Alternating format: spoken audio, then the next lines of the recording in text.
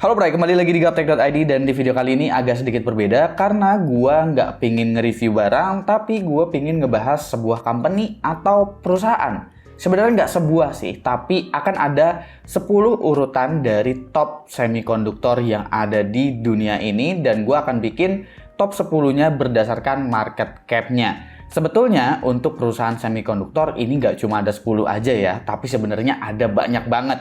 Dan gue tentu nggak bisa urutin satu persatu semuanya karena durasinya bakalan kepanjangan. Itu karena gue juga bakalan ngejelasin setiap perusahaan ini sebenarnya ngeproduksi apa aja sih di industri semikonduktor ini. Data yang diambil juga di sini urutannya berdasarkan data dari tanggal 3 Agustus 2023, jadi urutannya bisa aja berubah. Jadi tanpa perlu basa-basi lagi, mari kita mulai dari urutan yang paling bawah dulu di urutan ke-10, yaitu ada Applied Materials. Applied Materials adalah perusahaan teknologi global yang berfokus pada pengembangan dan produksi peralatan manufaktur untuk industri semikonduktor dan flat panel display. Perusahaan ini berkantor di pusat Santa Clara, California, Amerika Serikat. Perusahaan ini terkenal karena menyediakan solusi teknologi canggih yang membantu mempercepat proses manufaktur, meningkatkan efisiensi, dan mengurangi biaya produksi bagi produsen semikonduktor juga. Applied Materials menyediakan peralatan manufaktur dan teknologi terdepan untuk membantu perusahaan seperti TSMC memproduksi chip dan semikonduktor secara efisien dan berkualitas tinggi. Lalu kita lanjut ke urutan nomor 9, ini ada Qualcomm. Siapa sih yang smartphone-nya sering dimendang-mendingin? Qualcomm adalah perusahaan teknologi global yang terkemuka dalam industri semikonduktor ini dan telekomunikasi juga. Perusahaan ini berkantor pusat di San Diego, California, Amerika Serikat. Qualcomm mengembangkan dan memproduksi berbagai produk dan teknologi yang terkait dengan komunikasi nirkabel dan juga jaringan seluler. Seperti 3G, 4G, dan hingga sekarang yaitu adalah 5G, yang memungkinkan konektivitas data yang lebih cepat dan lebih handal di perangkat seluler seperti smartphone dan juga tablet. Selain itu, Qualcomm juga dikenal karena menciptakan dan mengembangkan prosesor alias SoC yang digunakan dalam berbagai perangkat elektronik, terutama di smartphone. Prosesor Qualcomm banyak digunakan di berbagai merek smartphone juga karena dianggap memiliki kinerja yang kuat dan efisiensi daya yang sangat baik. Qualcomm juga terus berinovasi ya dalam memajukan teknologi nirkabel dan juga untuk mendukung konektivitas yang lebih baik, smartphone yang lebih oke, dan tentu solusi-solusi baru seperti Internet of Things atau IoT, kendaraan otonom alias autonomous driving, dan lain sebagainya. Selanjutnya yang berada di urutan nomor 8 yaitu adalah Intel. Siapa sih yang nggak tahu Intel ya kan? Pastinya PC kita rata-rata menggunakan produk dari Intel. Intel adalah salah satu perusahaan teknologi terbesar di dunia yang didirikan pada tahun 1968. Perusahaan ini berkantor pusat di Santa Clara, California, Amerika Serikat. Intel terkenal karena produksi mikroprosesor yang merupakan otak dari berbagai perangkat elektronik seperti komputer, laptop, dan juga server. Selain PC, Intel juga terlibat dalam teknologi semikonduktor lainnya, termasuk chip untuk server, smartphone, dan juga Internet of Things alias IoT. Pada tahun 2017, Intel juga mengakuisisi Mobileye dengan nilai sekitar 15,3 miliar dolar Amerika Serikat. Dengan akuisisi ini, Mobileye menjadi bagian keluarga juga dari perusahaan Intel. Mobileye sendiri adalah perusahaan yang menghususkan diri dalam pengembangan teknologi keamanan dan bantuan pengemudi untuk autonomous driving. Mereka telah berkontribusi pada pengembangan sistem seperti ADAS tingkat lanjut dan teknologi sensor untuk mobil otonom alias autonomous driving. Brand mobil yang menggunakan teknologi dari Mobileye ini ialah seperti BMW, Audi, Nissan, Honda, GM, dan lain-lain. Selanjutnya di urutan nomor 7 ialah Texas Instruments. Perusahaan ini berkantor pusat di Dallas, Texas, Amerika Serikat. Texas Instruments terkenal karena mengembangkan dan memproduksi berbagai jenis semikonduktor dan perangkat elektronik. Texas Instruments menyediakan beragam komponen elektronik yang digunakan dalam berbagai perangkat elektronik seperti komputer, smartphone, kamera, peralatan rumah tangga, dan lain sebagainya. Mereka menghasilkan chip microcontroller, sensor, prosesor sinyal digital alias DSP, dan banyak lagi. Selain itu, Texas Instruments juga dikenal karena memproduksi kalkulator ilmiah dan grafis yang terkenal di seluruh dunia. Kalkulator-kalkulator TI telah menjadi alat bantu belajar yang populer bagi siswa dan profesional di berbagai bidang ini. Perusahaan ini juga terlibat dalam berbagai industri, termasuk otomotif, peralatan medis, dan sistem industri. Mereka menyediakan solusi teknologi dan produk yang mendukung inovasi di berbagai sektor. Cukup banyak juga ya sektornya. Lalu nomor 6, ini juga kayaknya kita udah sangat-sangat familiar, yaitu adalah AMD. AMD berkantor pusat di Santa Clara, California, Amerika Serikat juga. Peran utama AMD dalam industri adalah bersaing dengan Intel dalam pasar prosesor komputer. Mereka mengembangkan berbagai prosesor komputer yang digunakan di dalam laptop, PC desktop, server, hingga game konsol. Prosesor AMD dikenal dengan kinerja yang baik dan harga yang lebih bersaing, memberikan alternatif bagi konsumen dan produsen komputer juga.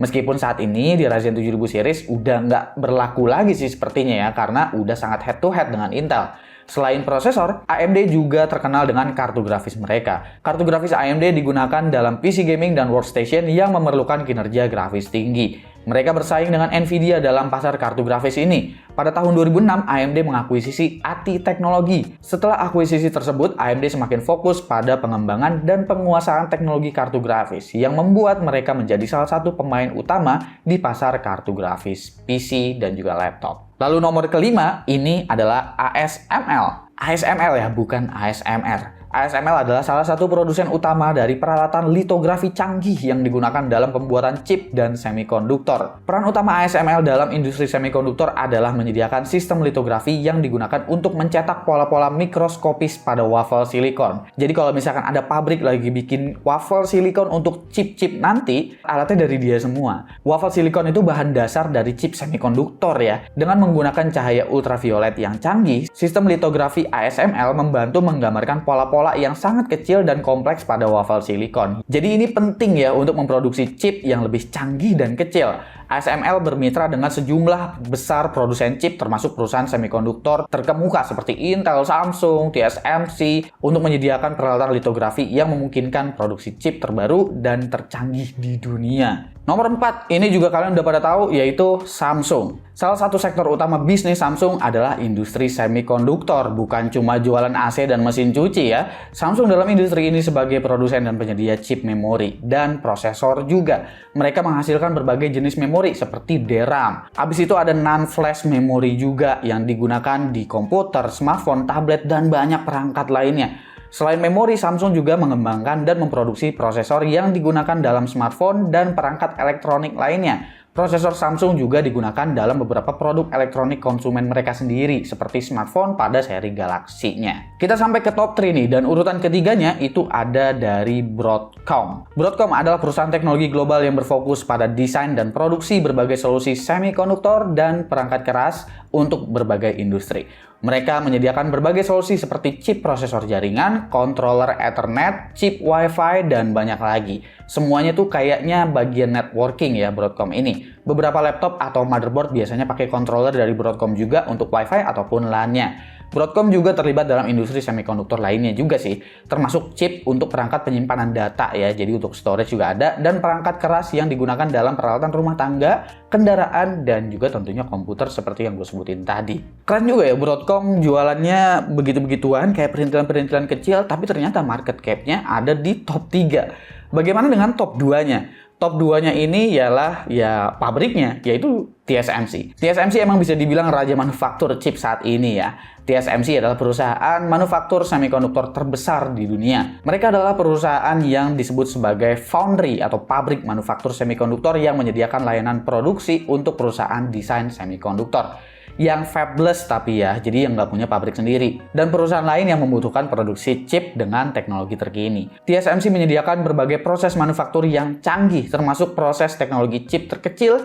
yang dikenal sebagai nanometer. Seperti 5 nanometer, 7 nanometer, dan seterusnya. Perusahaan ini telah memainkan peran penting dalam kemajuan teknologi semikonduktor dengan memperkenalkan proses manufaktur yang lebih maju dan lebih efisien. Banyak banget produsen chip terkemuka yang pakai jasanya TSMC ini di seluruh dunia, termasuk Apple, AMD, Nvidia, Qualcomm juga nebeng di sini, dan banyak lagi.